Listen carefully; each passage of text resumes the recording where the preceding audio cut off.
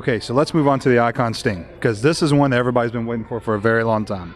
Back in the WWE days when you guys were doing the WWE figures, that was one of the most requested classic superstars. When are you going to get Sting? When are you going to get Sting? Then we find out you guys take over the TNA line, and now you can make Sting in, perfect form. It's beautiful. It's probably one of your best pieces right now that I see that you all have. Tell us a little bit about that and what to you it means making a Sting product.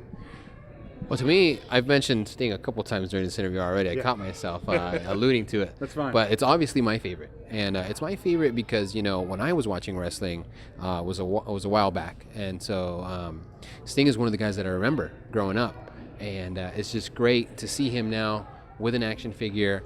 And, it's just, again, I don't know. I couldn't be prouder of having him on the roster and putting him in Series 1.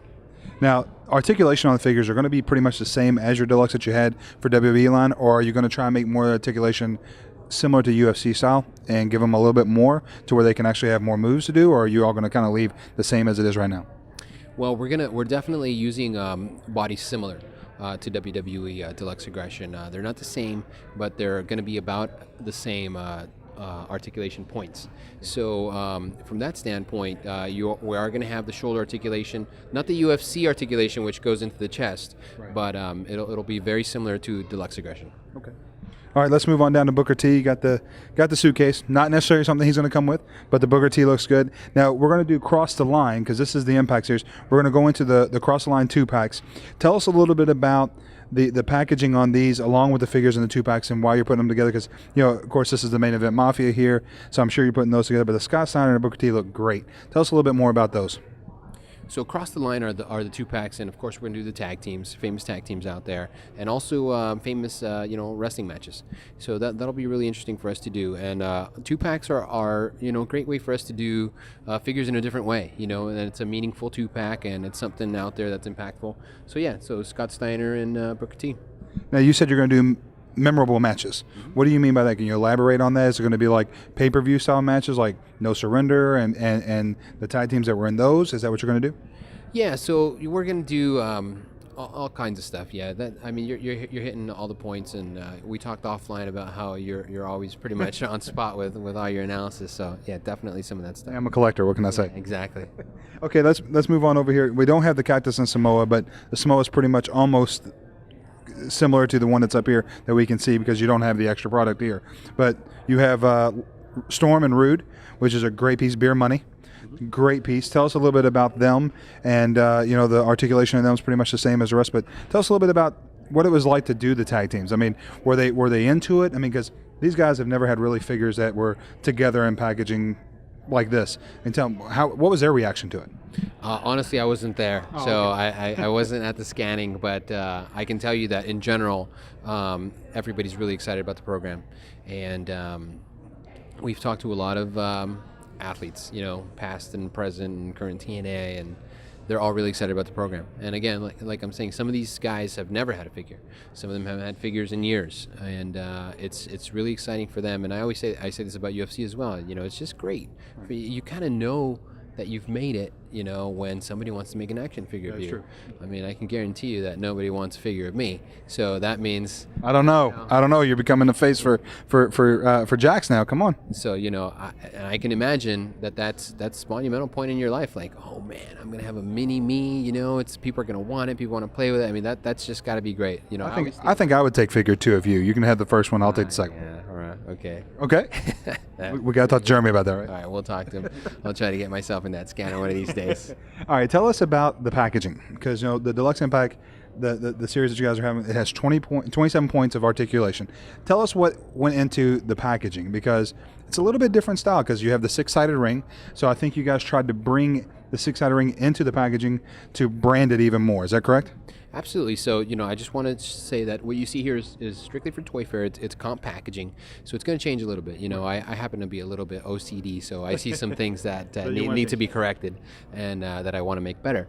But I can tell you that it's important for us to communicate to the casual consumer that this is something different.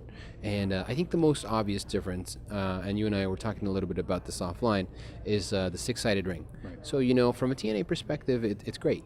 Fans who've never seen wrestling, that's the first dramatic, obvious difference between the two brands. And for us, it's iconic, you know. So if you're walking by the aisle and you see the WWE product on shelf, and you see UFC product on shelf, you see, you know, Star Wars, whatever you're walking around, this will pop out as TNA because of the six-sided ring. So it was important for us to keep that as a component on the package. Right. And it's got plenty of room if you wanted to add the accessories to it too for later on down the line, which is something I want to go into. Now, we haven't really got into accessories because you don't have a lot out right now, but are we going to start seeing a lot of accessories coming out like you started earlier in the Jakks days with, I mean, I saw the water bottle, I saw the stuff like that. Are we going to see more accessories coming out? Absolutely. So I would say that that's actually a question that maybe you guys can give us some feedback on, and I'll just be, you know, frank and open with you guys. I think it's pretty simple for us. The truth of the matter is that we can include accessories with our figures, and that just means that our figures may be a little bit more expensive. So if you guys are willing to pay a little bit of a premium, you know, and get some accessories, and that's great. Our strategy is to keep our price point under $10. So if we keep our price point under $10, you know, we're still going to provide great figures, you know, with superb deco and the sculpts and all the great things that we do at Jakks, but we may not be able to include some of those accessories. So it's a question, you know, and I'd love to get you guys feedback on whether you would prefer one side or the other. Well, and in today's economy, you know, the main thing is the kids having figures to play with, the collectors trying to save as much and gain as much in figures as possible with the least amount of possibility, but with a great figure too. So it seems like you guys have tried to take that into consideration and make the best possible product for the cheapest price for the consumer. Absolutely. So great product at a great price. Okay. We want consumers to buy deep. We want you to be able to have, you know, your great events that you want to have, you know, your 2-on-2-on-2, you know, three-way, you know, tag team fights or whatever it is. We want you to buy as many as you want to have, and it's important for us, especially in these economic times, for us to be at a price point that makes sense. Okay, something we haven't talked about and touched on because there's none here, the knockouts. I mean, is there going to be TNA knockouts? And, I mean, is an Awesome Kong going to be a Rikishi-style body style? Are we going to do it like a Samoa Joe? Do we know that yet? You want knockouts? Yes. You got knockouts. Okay, all right. There we go. You guys want knockouts? I think they do. We got knockouts. That's one of the questions that was on the forums. It's like, are we going to see a knockout division that we can actually have actual figures of the girls who are wrestling there now? And that was one of the things that they really wanted to know. Let me ask you another question. This is an important one but I think we answered it internally, if you guys agree. But I'll ask the question and then I'll answer it. The question is, do you want Deluxe Aggression bodies, you know, similar to Deluxe Aggression? I call it Deluxe. I'm used to saying that word. Yeah, you know, right, that's okay. Deluxe Impact. The knockouts, articulated stomachs. You know, because that's a good question. Our bodies are, you know, again, they're going to be very similar to what we've done in the past. They're unique now, but they're going to be very similar. And one thing that we're questioning is whether we should do fully articulated knockouts. That's a good question. So that's a poll we need to take is, do you want it RA style or DA style or maybe Ruthless Impact style versus Deluxe Impact style, right? Yeah, so that's a question. I'll tell you that our early inclination is to probably go ahead and do the Deluxe articulated. Yeah. I think that might be a good choice too. Yeah, I think so too. I'm you know, knockouts is another important difference between TNA and our competitor. You know, it's a significant division, and it's really good wrestling. And the fans love it. I mean, that's the thing. And the fans love it. And so it's important for us to not be, you know, not necessarily do, you know, female figures that you can just kind of show, but female figures that you can actually play with. And see, I think as a collector standpoint, I know you guys were hit really hard on leaving figures on the shelves, which is what you don't want to do as far as some of the divas went in the WWE days. But with TNA, watching the product and knowing that the knockout division is such a huge impact, no pun intended, on TNA Impact, that it might bring more collectors into collecting the knockout division. Absolutely. And, you know, it's important for us, again, to provide the most complete lines out there. And knockouts are a big, important part of TNA. Okay. All right, well, we're going to move on over here in just a few minutes to the six-sided ring and the Hell in the Cell.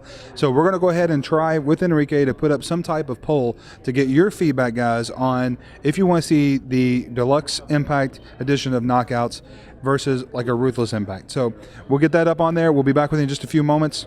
See you real soon.